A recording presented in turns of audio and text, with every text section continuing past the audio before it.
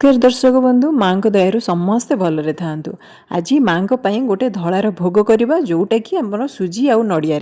तो प्रथम आपण गोटे नड़ियार फाड़े को एमती छोट छोट कर काटिकी ग्राइंड करदे, ग्रेट न करके ग्राइंड करदे। आमती आपणकर हम मीठापाई मुझे मिश्री, आपड़ चाहिए चीनी नहीं पारे। बर्तमान गैस ऑन करके गोटे बड़ जगार आप क्षीर बसैबे। फुल फैट मिल्क 1 लिटर मुझे नहीं नॉर्मल सुजी 3/4 कप। ता हिसाब रे आमे पानी दबा 1 कप आउ 3/4 कप पानी। ता सहित स्वाद अनुसार किछि लूण आउ टिके घी आउ तापर सुजी देकी ताकू एमती भलसे मिसई देबे। तापर आपण जो ग्राइंड करके रखिथिले नड़िया ताकू पकेबे।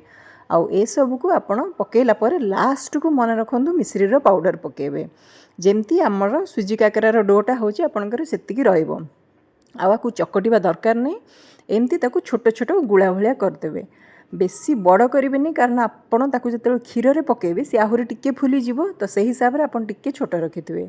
वर्तमान जो क्षीर रे आपन फुटेइथिले 1 लिटर क्षीर सी जेतेले मरिकी अधा हे जीवो तापरे आपन पुनी पकेबे आ 10 मिनिट पई आपन फुटेबे ए सुजीर बॉल।